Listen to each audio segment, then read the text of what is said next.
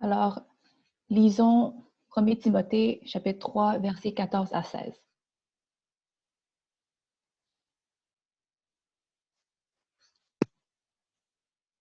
J'ai bon espoir de venir te rejoindre très bientôt. Je t'écris cependant tout cela, afin que si ma venue devait être retardée, tu saches en attendant comment on doit se comporter dans la famille de Dieu, c'est-à-dire dans l'Église de Dieu vivant. Cette Église est une colonne qui proclame la vérité, un lieu où elle est fermement établie. Voici ce que nous reconnaissons ensemble. Il est grand le secret du plan de Dieu. Christ, qui fait l'objet de notre foi, et s'est révélé comme un être humain. Et déclaré juste par le Saint-Esprit, il a été vu par les anges, il a été proclamé par les non-juifs. On a cru en lui dans le monde entier. Il a été élevé dans la gloire. Alors accueillons Pasteur Rouha.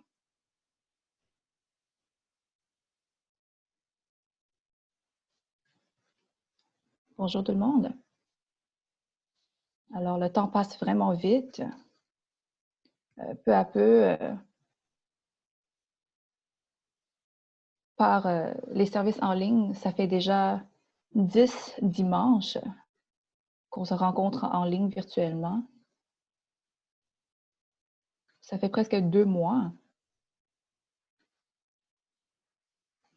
Alors, peu à peu, il semble qu'on s'habitue aussi à ce style de vie.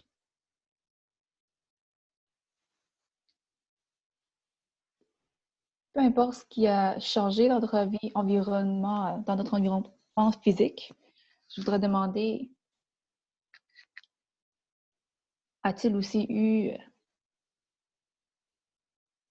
un changement dans notre vie interne?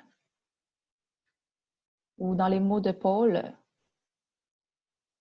Romains chapitre 12, verset 2, je voudrais demander,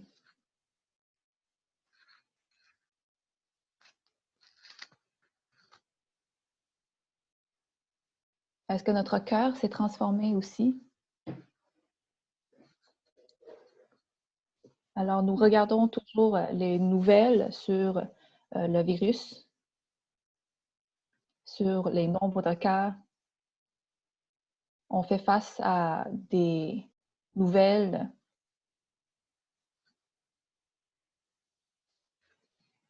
Mais notre cœur à l'intérieur, est-ce que elle s'est transformée aussi? Alors, durant ce temps spécial, le monde est au ralenti. J'ai vu un article. Apparemment, il y a beaucoup de place. La pollution a diminué. Par exemple, en Italie, dans la ville de Venise, l'eau est devenue plus claire et même il y a des créatures de l'océan qui sont revenues dans la ville de Venise. C'est un bon temps pour réfléchir sur notre relation avec la nature,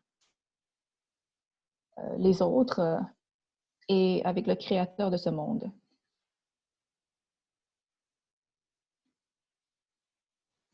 Avant, on était trop occupés par le travail, par le besoin de faire de l'argent, ou même par les services à l'église. Puis on a tendance à oublier pourquoi on est occupé tout le temps. Donc, à vrai dire, il existe une paresse qui s'appelle la paresse d'être occupé.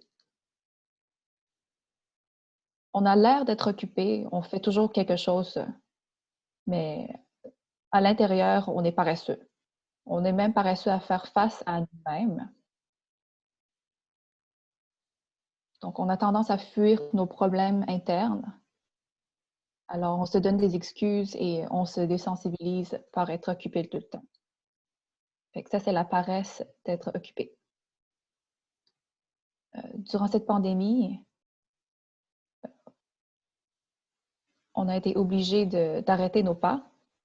Alors, j'espère que durant ce temps-là de quarantaine, tu as commencé à penser à faire face à soi-même.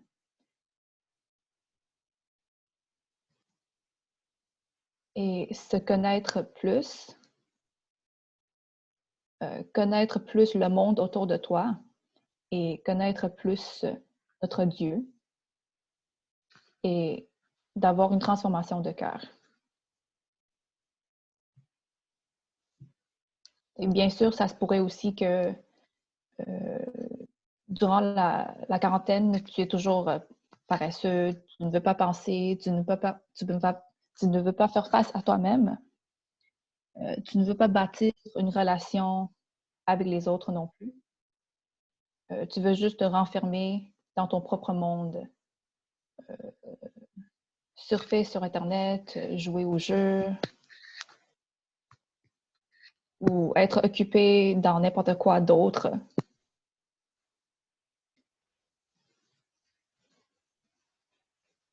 Et finalement, tu réalises que tu as gaspillé ce temps de quarantaine. Alors, j'espère que tu n'es pas comme ça. Donc, aujourd'hui, ce qu'on va lire, c'est dans 1er Timothée, chapitre 3, versets 14 à 16. C'est des versets vraiment importants parce que ici, Paul présente le but de sa lettre à Timothée. Son but, c'est que il veut enseigner à Timothée à bâtir son Église. Il veut lui enseigner ce qu'il faut faire dans l'Église, les caractères qu'il faut avoir pour être un serviteur qui plaît à Dieu. Donc, dans ces versets-là, Paul a dit beaucoup de choses à Timothée. Versets 3 à 20, donc chapitre 6, 3 à 20, il a dit à Timothée comment réagir envers les fausses doctrines. Dans chapitre 2, ce qu'on a parlé dans les semaines avant, il a parlé de c'est quoi les rôles des hommes et des femmes dans l'Église. Dans chapitre 3, versets 1 à 13, il a dit à Timothée comment établir des critères pour choisir des anciens et des diacres. Puis dans chapitre 5, versets 1 à 6, il a dit à lui donc, quelle est la place dans l'Église pour les personnes âgées, les jeunes, les veuves, les esclaves, etc.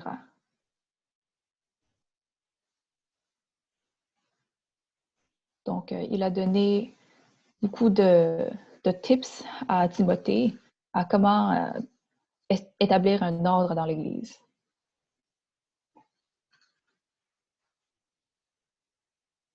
Donc, son but d'écrire cette lettre,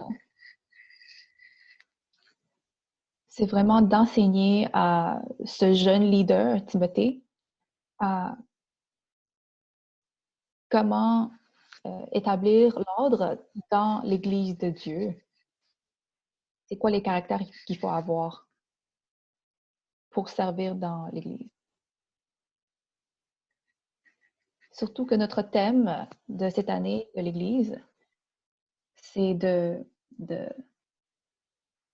répandre notre croyance, de passer ça à la prochaine génération. Donc, comment choisir les leaders, les serviteurs dans l'Église pour que l'Évangile soit passé à l'autre génération?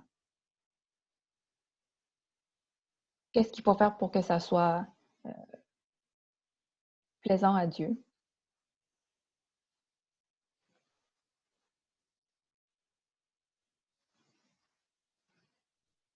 Alors, rentrons dans les versets.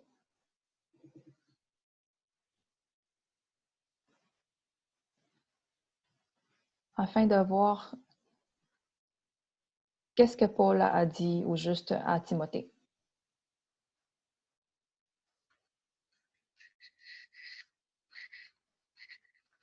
Donc, ces versets-là est vraiment important parce que c'est vraiment important dans la doctrine de l'Église. Alors, ça a rapport avec la vérité de l'Église. Ça dit que l'Église, c'est la famille ou la maison de Dieu.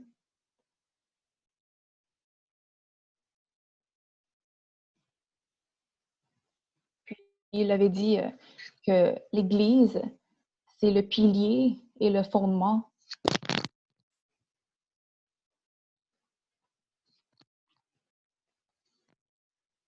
Puis, il a dit que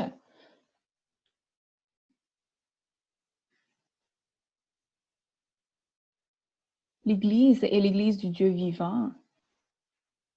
Et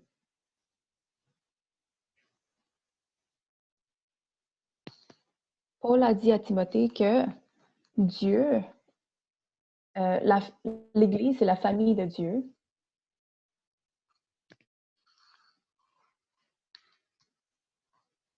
Il faut que tu saches ce qu'il faut faire dans la famille de Dieu. Donc, Paul a utilisé un mot en grec, c'est oikos. Ça veut dire famille. Dans les chapitres d'avant, il a écrit sur les critères des anciens. Il a dit, si un ancien ne peut pas établir l'ordre dans sa propre maison, comment est-ce qu'un ancien pourrait établir un ordre dans l'Église? Alors, un ancien doit euh, être le gouverneur de sa famille. Alors, c'est quoi la ressemblance entre la famille et l'Église?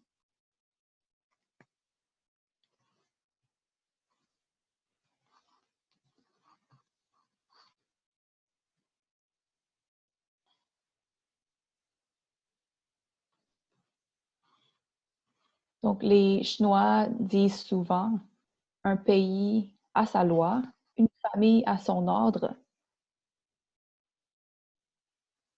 Alors, si l'Église peut être décrite comme la maison ou la famille de Dieu, alors, comme une famille a son ordre, une Église doit aussi avoir son ordre.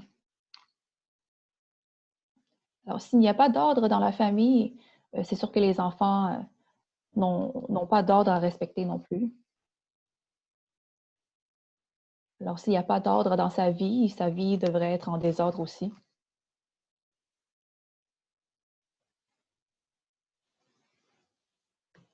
Alors, quand on voit les enfants qui ne sont pas soumissifs ou qui n'écoutent pas bien aux parents, on dit souvent qu'il n'y a pas d'ordre dans cette famille-là.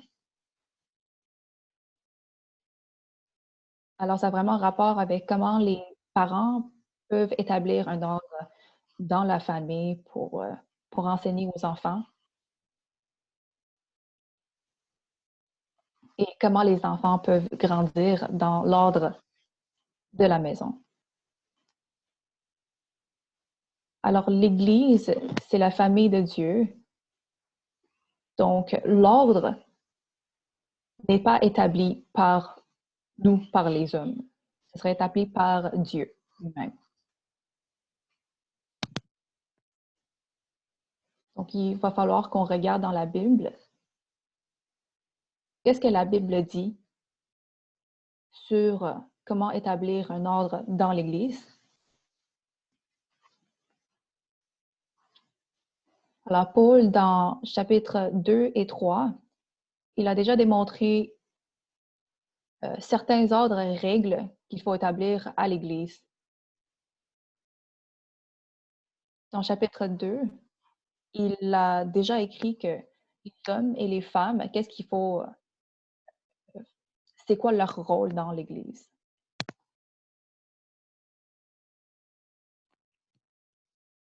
Dans chapitre 2, versets 11 et 12, la semaine dernière, j'ai expliqué en détail ce que ce verset-là veut dire. Dans notre Église, on, laisse notre consoeur à prendre des rôles d'autorité aussi, mais ce qu'on doit regarder, c'est les nouveaux règles qu'on doit respecter pour les églises. Alors, dans la Bible, ça dit que les leaders de l'Église doivent être des hommes.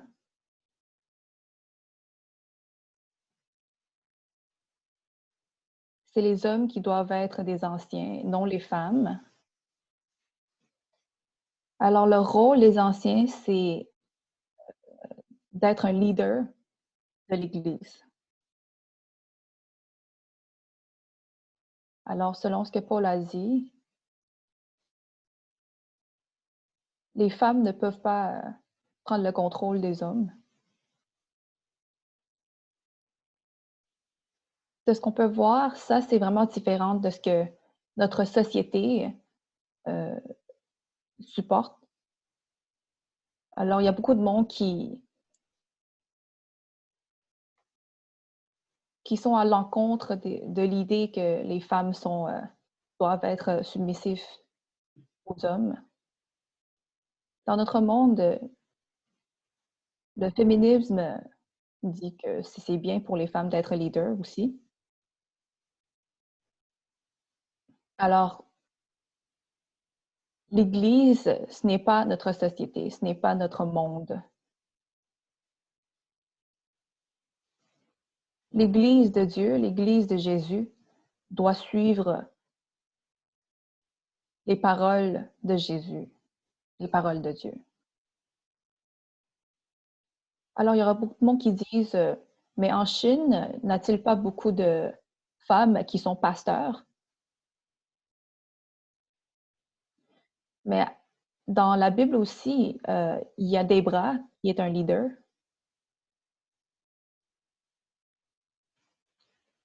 Mais dans la Bible, c'est parce que à ce moment-là, il n'y avait pas d'hommes qui voulaient être un leader.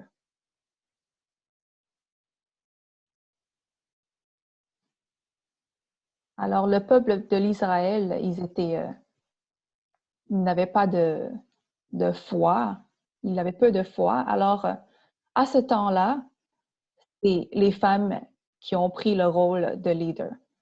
Alors,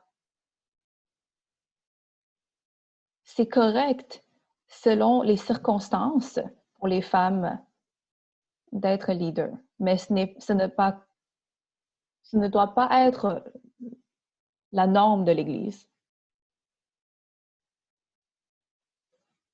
Normalement, c'est les hommes qui doivent être leaders, qui doivent être anciens, qui doivent être serviteurs.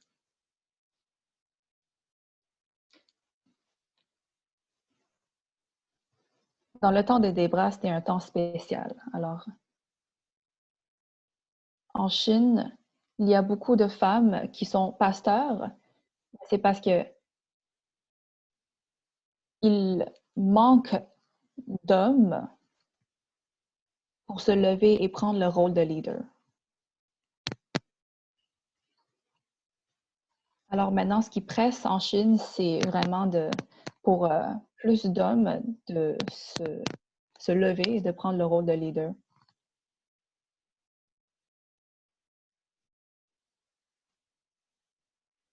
Ça devrait être l'ordre de l'Église. Et en plus, Paul a expliqué c'est quoi les critères, les processus de choisir les anciens et les diacres. Beaucoup de temps, on regarde la capacité de quelqu'un pour l'accomplissement de quelqu'un pour choisir les anciens et les diacres. Mais il faut regarder sa vie spirituelle et non juste sa capacité. Pas son charisme, pas juste son charme.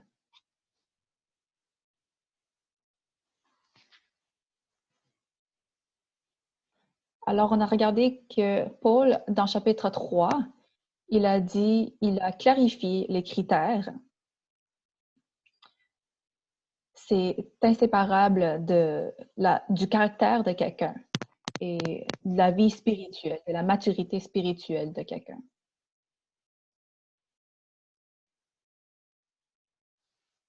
Mais aussi, il ne faut pas ignorer complètement la capacité. Mais ce qui est le plus important, c'est vraiment le caractère et la maturité de sa vie spirituelle. Alors, un pays a sa loi et une famille a son ordre.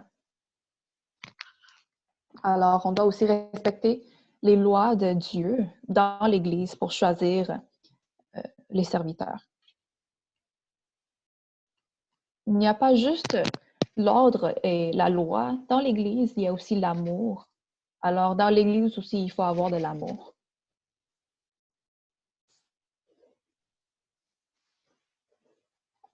Alors, la raison qu'on puisse s'accepter et s'aimer entre nous, c'est parce que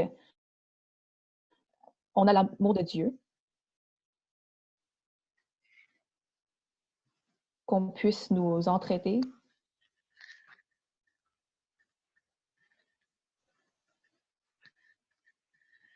Alors, comment est-ce qu'on démontre notre amour pour l'un et l'autre?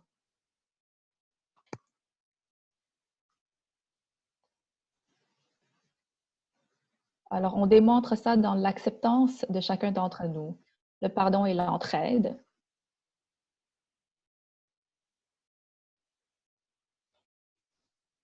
Dans l'Église, on s'entre-nourrit notre vie spirituelle et on grandit ensemble.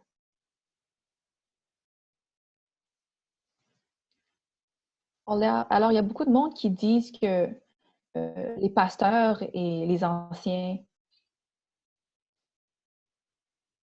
doivent être le leader et le leader seulement de la congrégation. Mais ça, c'est un stéréotype. Parce que nous, on grandit ensemble. Alors,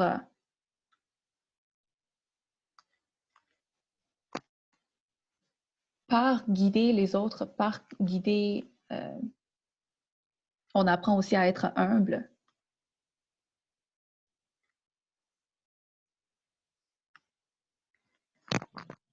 Souvent, on a tendance à parler que le pasteur, c'est le plus grand de l'Église. Mais vraiment, la façon qu'il faut passer, c'est de se considérer comme dans le même niveau que les frères et sœurs, qu'on puisse grandir ensemble. Alors, c'est comme dans la famille, les parents, souvent, euh, ils se mettent à un endroit plus haut que ses enfants. Alors, peut-être qu'il ne faut pas faire ça. Il faut se considérer comme un habit de ses enfants sur le même niveau pour qu'ils puissent grandir ensemble avec ses enfants.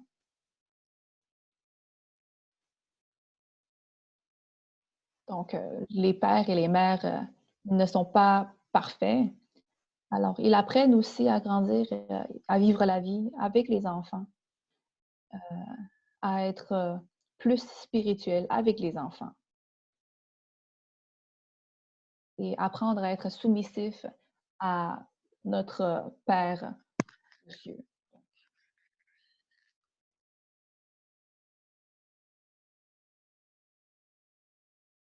Peu importe les pasteurs, les anciens ou les leaders des groupes, on grandit tous ensemble dans la vie spirituelle. Et ça devrait être un processus en santé.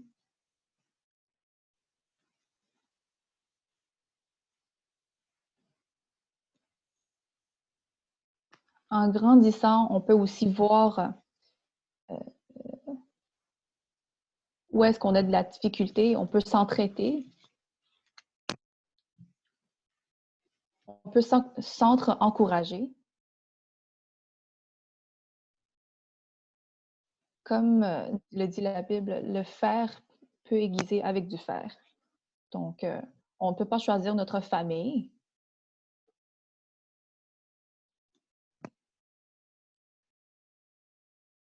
Tu ne peux pas choisir qui est ton père, qui est ta mère. Alors, on ne peut pas choisir dans quelle famille on est né.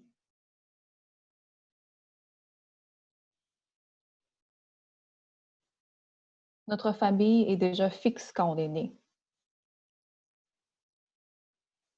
Alors, la même chose, la même façon, à l'Église, on ne peut pas choisir qui est notre frère et sœur.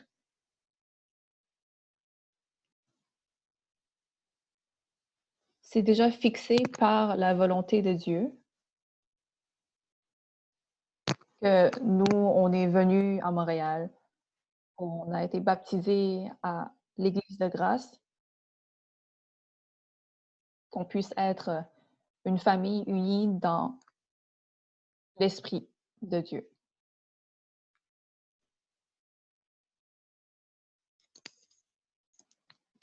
Alors, c'est la même façon, on ne peut pas choisir c'est qui notre famille en chair. Alors, il y aura sûrement des occasions où il y aurait des conflits et qu'on choisit de s'enfuir à la place de faire face aux conflits.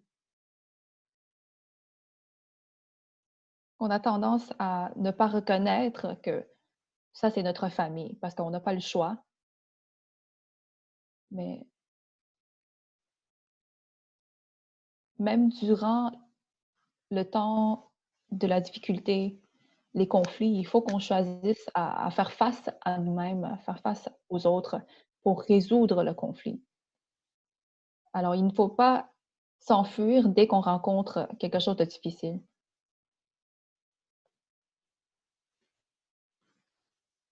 Ça, c'est quelque chose qu'il faut prendre en considération euh, dans la vie de l'Église aussi. Alors, durant les conflits, il ne faut pas s'enfuir. Il faut résoudre le conflit ensemble. Alors, ça renforce le concept que l'Église, c'est la famille de Dieu. L'Église est l'Église du Dieu vivant. Donc, qu'est-ce que ça veut dire? Alors, Paul a dit le Dieu vivant pour l'éternité. Donc, l'Église n'est pas l'Église d'un certain pasteur. Parce que des fois, on entend souvent, ah, ça c'est l'Église du pasteur Jean, l'Église du pasteur Joseph. Alors, l'Église, c'est l'Église du Dieu vivant. C'est l'Église de Jésus. C'est Dieu qui est le propriétaire final ou le maître de notre Église. Alors, nous, notre rôle, c'est les gestionnaires, les superviseurs euh, de l'Église. On n'est pas le maître de l'Église.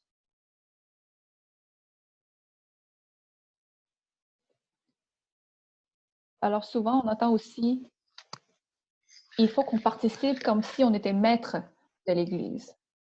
Mais ça veut juste dire notre esprit de participation. On ne possède pas l'Église. L'Église appartient à Jésus et non pas à un pasteur. Si Dieu est le maître de notre Église, alors qu'est-ce que le maître veut des gestionnaires? Qu'est-ce que le maître veut des serviteurs? Alors, ce qu'il veut, c'est la loyauté, qu'on soit soumis à notre patron.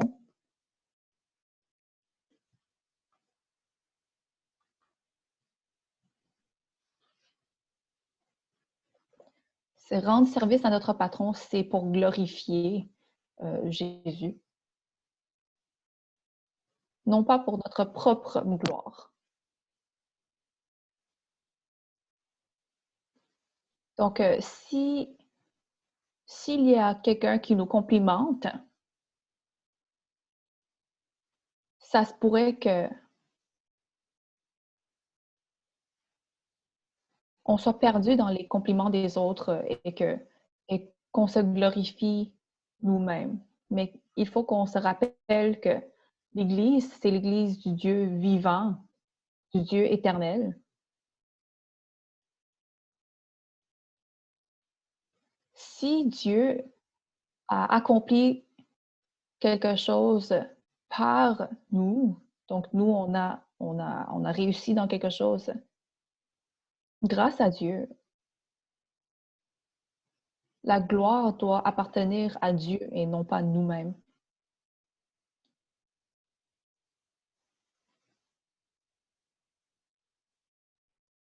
Alors, Paul, dans le verset 15, il a dit le Dieu éternel. Ça veut dire que notre Dieu est un Dieu vivant. Pas comme les statues dans les temples. Ils peuvent pas écouter, ils peuvent pas parler, ils sont pas vivants. Alors, les chrétiens, ils croient que aujourd'hui, même aujourd'hui, Dieu est dans l'Église avec nous. On marche ensemble et Dieu, il démontre son pouvoir dans l'Église aussi. Dieu parmi nous aujourd'hui.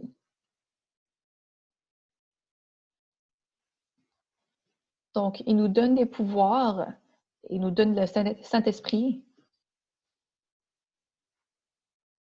pour pouvoir expérimenter des miracles, pour qu'on puisse accomplir sa volonté parmi son peuple. Alors, notre Dieu est vivant. Cette vérité-là, en fait, dans notre Église, ça a été très bien démontré. Parce que si Dieu n'est pas avec nous, si Dieu ne nous a pas donné du pouvoir, ça se pourrait vraiment que notre Église n'existera plus. Donc, notre Église ne sera pas là aujourd'hui. Nous ne serons pas unis ici.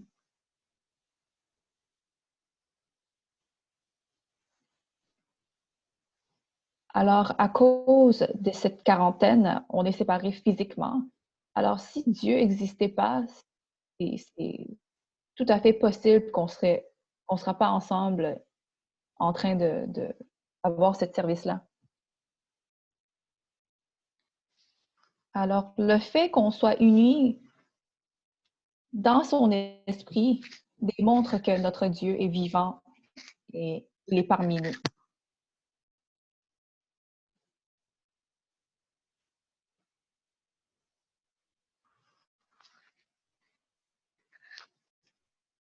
Alors, troisièmement, l'Église est le pilier et fondement de la vérité.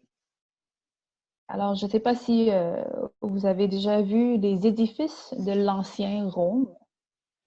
Souvent, ils ont des piliers qui sont vraiment gros et vraiment hauts, qui supportent tout le bâtiment. Donc, à Paris, en France, il y a une église qui est vraiment fameuse, qui s'appelle l'église de la Madeleine. C'est juste en face de la place de la Concorde. Donc, qu'est-ce qui est spécial de cette église, c'est que ça a été inspiré par les piliers des bâtiments romains. C'est ce qui est différent des autres églises gothiques. Donc, il y a beaucoup de piliers style romain dans le bâtiment de cette église. Alors, cette église-là a l'air vraiment grandiose. Puis on peut aussi voir qu'il y a beaucoup de palais de justice qui imitent aussi ce style romain avec les piliers. si vous voulez voir ce style de bâtiment, vous pouvez aller dans Vieux-Port. Dans le palais de justice, c'est le même style de bâtiment-là. Alors, ces piliers-là semblent signifier la justice, une justice invincible. Alors, cet style architectural, dans le temps de Paul,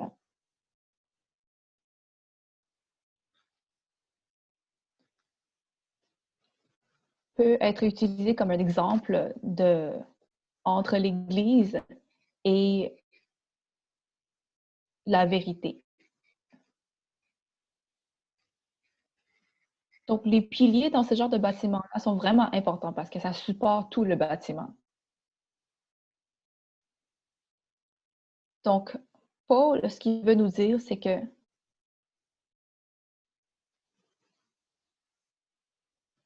la responsabilité de l'Église, c'est de supporter la vérité et de le défendre. Alors ça, c'est quelque chose qu'on peut distinguer. Une Église ayant la vérité et une Église ayant une fausse doctrine. Alors, il y a beaucoup de fausses églises dans notre monde. Alors, comme les Mormons, leur église, c'est l'église de l'Apocalypse. La vérité qu'eux, ils prêchent,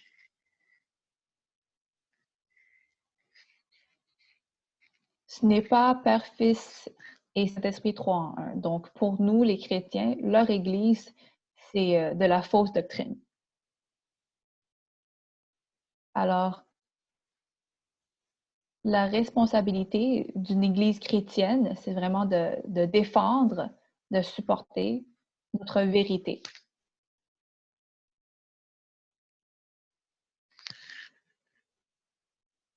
Si c'est ça notre responsabilité, alors qu'est-ce qu'il faut faire? Les diacres et les leaders, c'est de prêcher les mots de Dieu pour protéger et défendre le message de l'Évangile des fausses doctrines. Ce serait ça la tâche centrale pour nous, pour les anciens.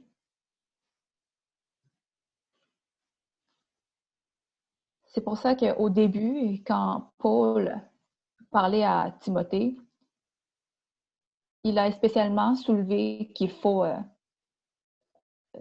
défendre le message de l'Évangile des fausses doctrines. Il faut faire attention aux fausses doctrines.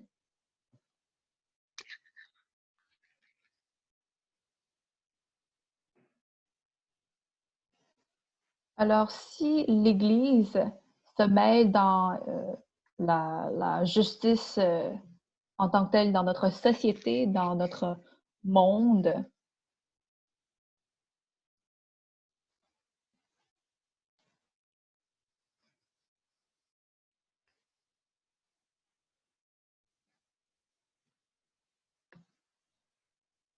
ça deviendrait comme un organisme qui n'est pas qui n'a pas de focus sur Dieu. Si ça devient comme un organisme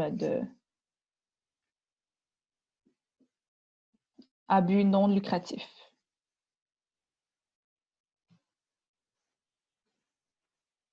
Mais l'Église, sa responsabilité, c'est vraiment de parler de la vérité, de prêcher la vérité de Dieu, le message de l'Évangile.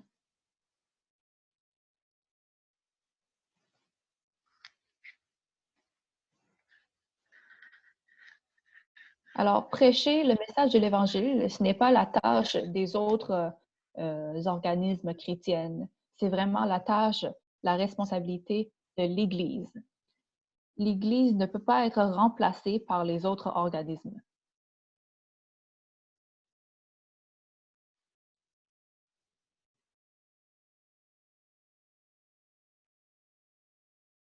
Alors, des fois, il y a du monde qui peuvent dire, mais je suis pas tout à fait d'accord avec ce que tu dis. Mais il y a aussi les écoles, la théologie, sont-ils pas, prêchent-ils pas la vérité de Dieu?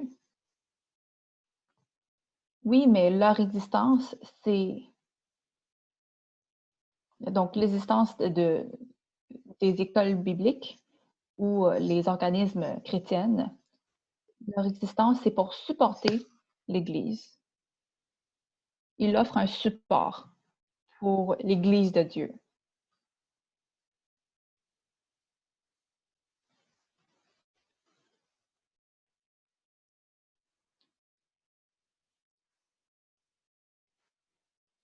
Alors, la Bible nous montre que Dieu appelle les missionnaires à aller partout dans le monde. C'est justement pour planter des églises, pour que les églises peuvent grandir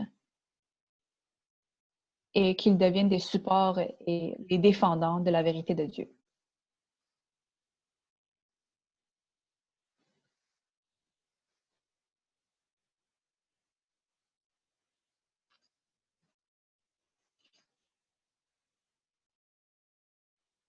Alors, les écoles,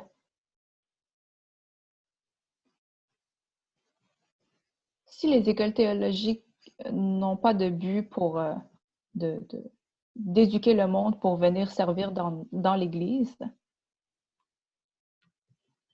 c'est justement pour supporter l'Église, de bâtir les églises.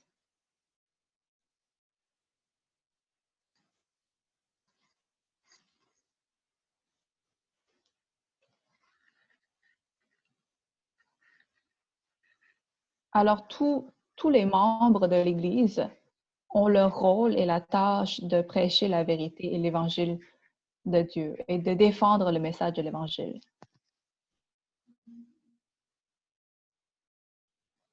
Donc, Paul aussi, il a parlé du secret de la foi dans le verset 16. En chinois, ça peut être traduit comme le mystère de démontrer la foi chrétienne dans notre vie.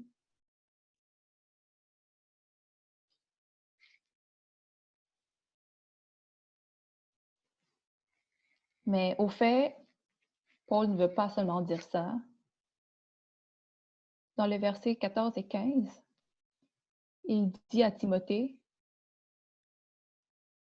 c'est quoi la vérité de Dieu? Alors, l'Église, c'est l'Église du Dieu vivant.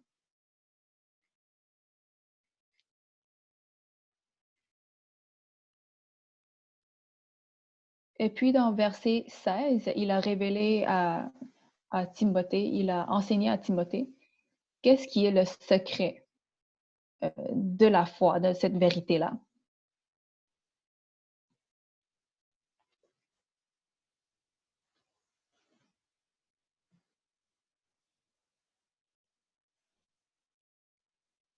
Alors, qu'est-ce qu'il dit?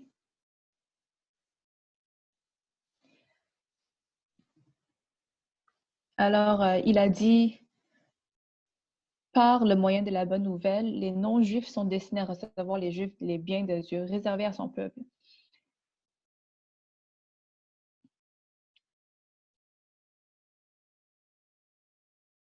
Il dit que ce mystère a été révélé, a été confessé, a été manifesté en chair, justifié par le Saint-Esprit, proclamé parmi les nations.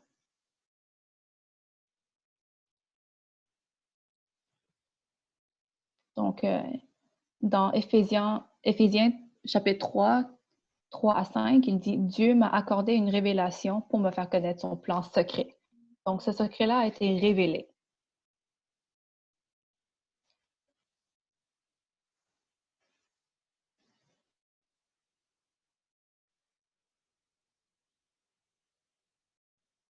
Que justement, par le moyen de la bonne nouvelle, les Juifs sont destinés à recevoir Alors, les non-juifs sont destinés à recevoir avec les juifs les biens que Dieu réserve à son peuple. Ils sont membres du même corps et bénéficient eux aussi de la promesse que Dieu a faite en Jésus-Christ.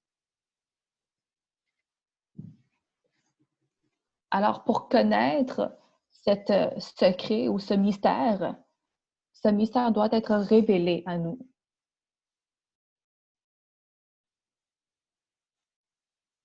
Ça doit être révélé par Dieu. On ne peut pas juste essayer de comprendre ce mystère-là par notre propre intelligence.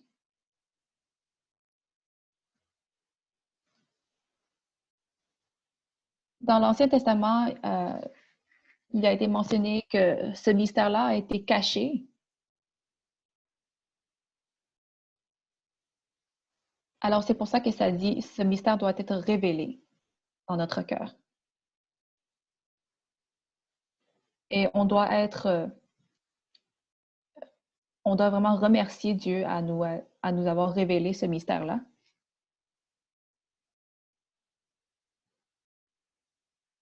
Parce que ce n'est pas à cause de notre capacité ou à cause de notre intelligence qu'on a compris ce mystère-là.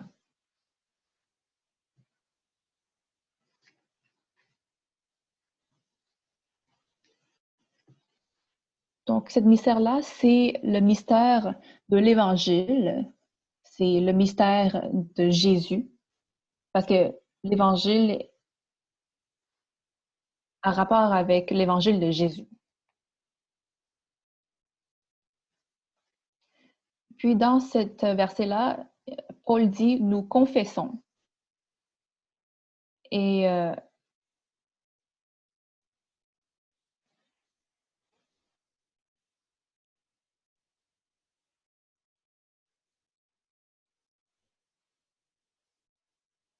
il a dit que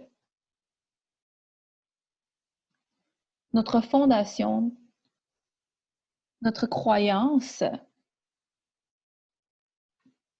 tout ce que les chrétiens font, nos actions, nos vies et l'ordre établi à l'Église doivent tous partir de cette fondation-là. Donc,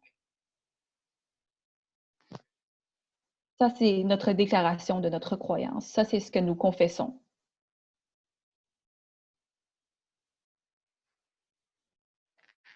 Alors, quand on voit une Église, malgré qu'il dit que c'est une Église, on voit qu'il y a beaucoup de problèmes dans l'Église. On peut aussi déduire s'il y a une bonne croyance, un bon foi, une bonne foi dans cette Église-là. Alors, c'est pour ça que quand nous cherchons une Église, je reçois seulement des questions, souvent des questions que est-ce que cette Église-là, c'est une bonne Église? Premièrement, je dirais d'aller sur leur site web, de regarder ce qu'ils proclament, si leur croyance est selon la Bible, selon les mots de Dieu.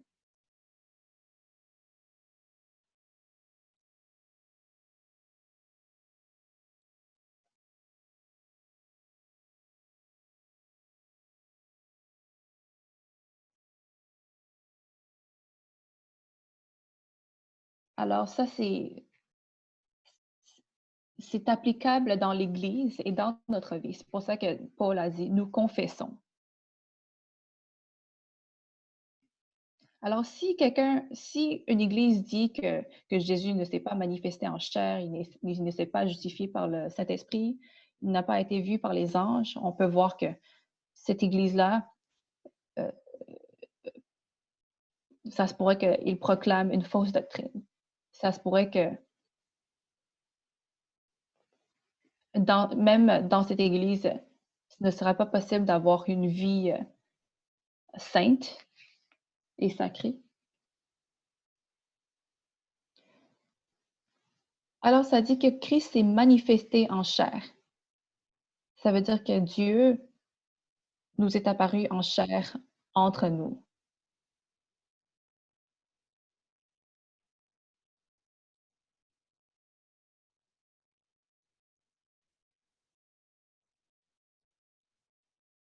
Alors, il y a des églises qui disent qu'au moment de la crucifixion de Christ, l'Esprit de Dieu est descendu sur Christ et au moment de sa crucifixion, l'Esprit de Dieu est parti. Alors ça fait partie d'une des fausses doctrines. Alors, c'est vraiment que Christ s'est manifesté en chair entre nous.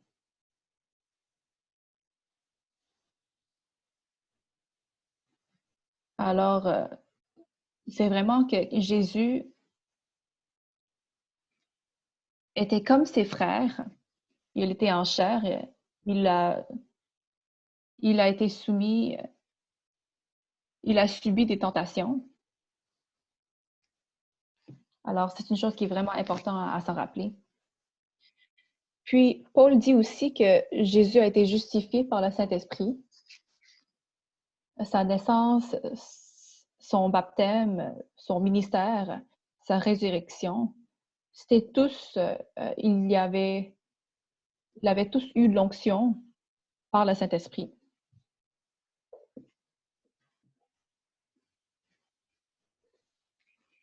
Alors, c'était vraiment par le Saint-Esprit qu'il a fait toutes choses. Il a obtenu son pouvoir de la Saint-Esprit. Et puis, après sa résurrection, il a eu l'onction totale du Saint-Esprit et puis il a fait son ascension. Alors, ça, c'est un testament de la sainteté et de la vertu de Jésus. Il a été vu par les anges. Alors, après sa résurrection, durant son ascension, il a été vu par les anges.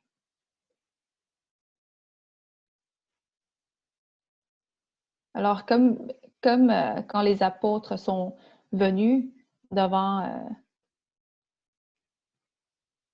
la tombe, ils ont vu les anges aussi.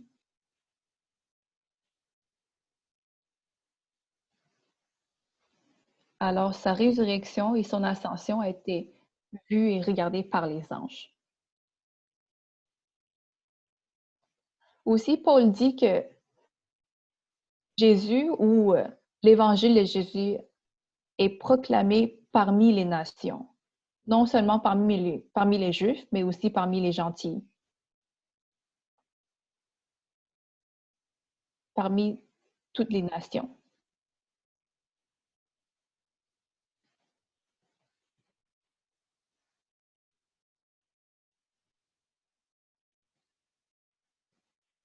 Donc, l'évangile, c'est le pouvoir de Dieu. Il va sauver tous ceux qui lui croient, qui croient en lui. Le message de l'évangile, non seulement a été répandu, l'évangile est cru par le monde. Et les missionnaires ou ceux qui prêchent l'évangile ne vont pas travailler pour rien. Ils vont voir les fruits de leur travail. Donc aujourd'hui, on a vu c'est quoi le secret ou le mystère de la foi. Alors ce mystère-là, c'est la fondation de notre croyance. Donc ce mystère-là, c'est de répandre le message de Dieu, le message de l'Évangile, et aussi de le défendre et de le supporter. Ça, c'est le rôle et la responsabilité de l'Église. Alors, le dimanche passé, c'était la fête des mères. On a toute une mère qui est quelqu'un d'incroyable et plein de tendresse.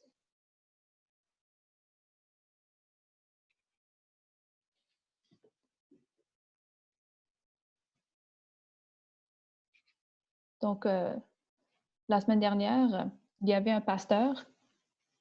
J'ai vu l'histoire d'un pasteur. Il a écrit,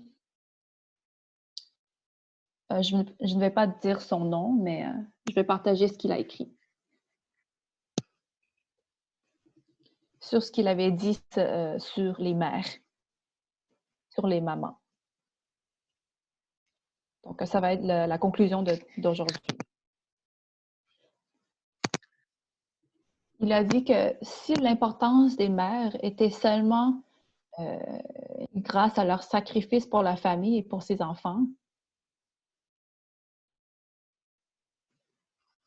dans ce cas-là, cette importance-là n'est pas un compliment pour les mères. Ça devient une malédiction. Parce que dans Genèse 3, 16, après la chute de l'homme, Dieu a maudit Ève en disant: Je rendrai tes grossesses pénibles, tu souffrirais pour mettre au monde tes enfants. Alors, s'il n'y avait pas d'évangile, il n'y aura pas de grandeur dans le rôle des mères du tout.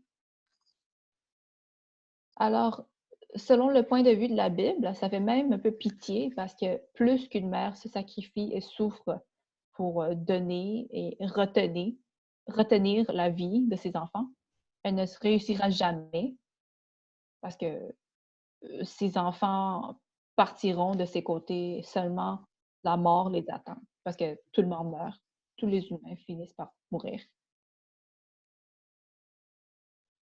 Alors, si l'humain est destiné à mourir, si la mort nous gouverne, alors comme Job et Jérémie dit, de maudire le ventre d'une mère semblerait la chose à faire parce que la souffrance d'une mère durant la naissance d'un enfant n'aura pas de signification. Mais par contre, euh, les mères sont des grandes personnes et aussi parce que ce que Dieu a dit dans Genèse 3, verset 16, Dieu a dit quelque chose par rapport à l'Évangile, une déclaration, que je mettrai l'hostilité entre femme et toi, entre sa descendance et la sienne t'écrasera la tête, tandis que tu la mordras au talon. Alors, dans cette promesse, l'enfantement des mères d'une malédiction devient une bénédiction parce que la Messie, donc Jésus de l'humanité, vient de la vendre d'une mère. Alors, dans ce cas-là, le rôle de la mère a été éclairci par l'Évangile et dans l'amour du salut,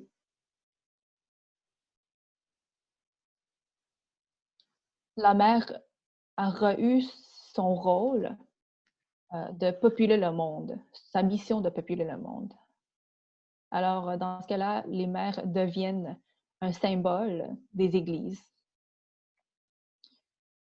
Puis, c'est aussi un parallèle entre la souffrance de Jésus dans la naissance de l'Église. Paul, dans Galates, chapitre 4, verset 26, dit: Mais la Jérusalem céleste est libre et, et c'est elle notre mère.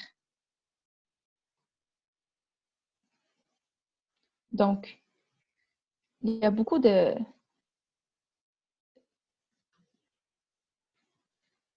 il y a beaucoup de gens qui donnent cet exemple, cet parallèle entre l'Église comme notre mère spirituelle. Donc, l'Église, c'est une place qu'on peut avoir une croissance de notre vie spirituelle. Alors, laissons-nous grandir ensemble dans le corps de Jésus qui est notre Église.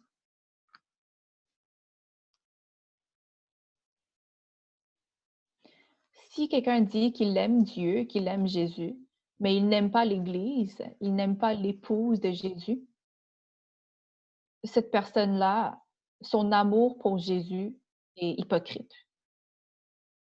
Parce que quelqu'un qui aime Dieu, qui aime Jésus, doit aussi avoir de l'amour pour l'Église de Jésus.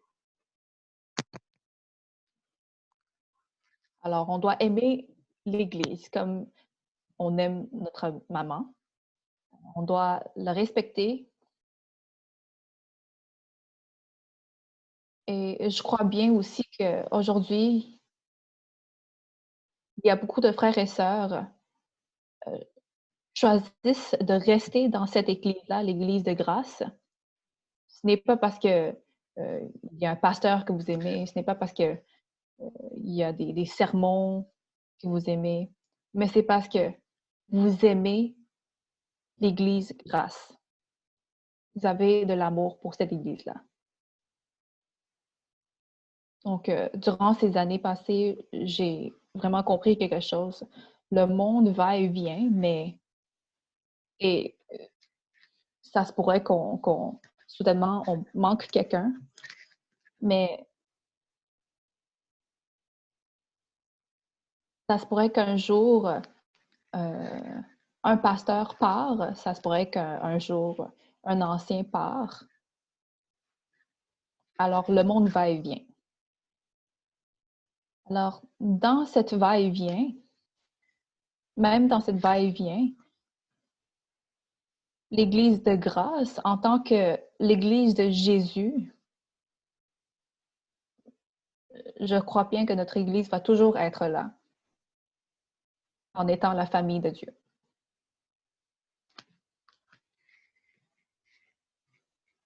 Alors, je crois bien que vous restez ici parce que vous avez de l'amour pour cette Église de grâce, comme vous avez de l'amour pour votre mère.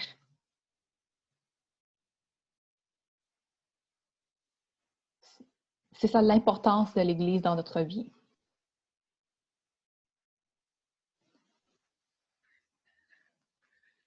Alors, ça se pourrait que tu es un membre de notre Église ou ça se pourrait que euh, tu viens juste, magasiner dans notre Église parce que tu n'as pas encore d'église fixe. Aujourd'hui, je veux t'encourager à choisir ton Église parce que c'est seulement comme ça que ta vie spirituelle va grandir. Alors, ne fais pas le va-et-vient dans une Église parce que ça n'aide pas à ta croissance spirituelle en Dieu.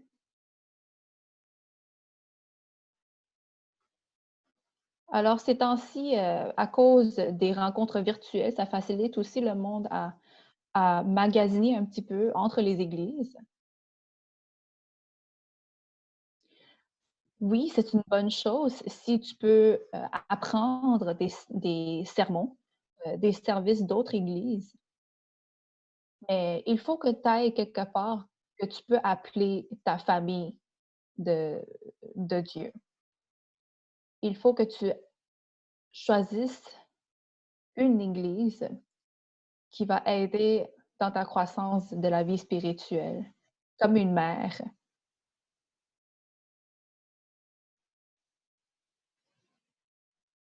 Alors, avec ce que Paul a dit dans Galates, l'Église est vraiment comme notre mère, comme un maman, comme une maman.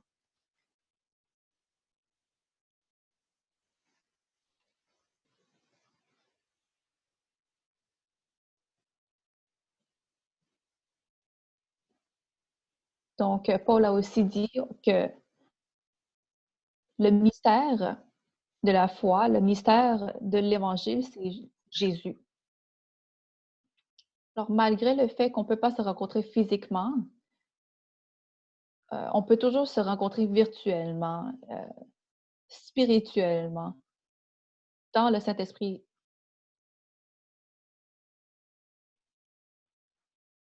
Et on peut prier pour ce monde-là et vaincre cette pandémie en Jésus. Donc, frères et sœurs, est-ce que vous voyez que ce mystère-là a été répandu dans les nations? Alors, Jésus, il va revenir juger le monde et il va régner sur tout. Est-ce que vous croyez en ça?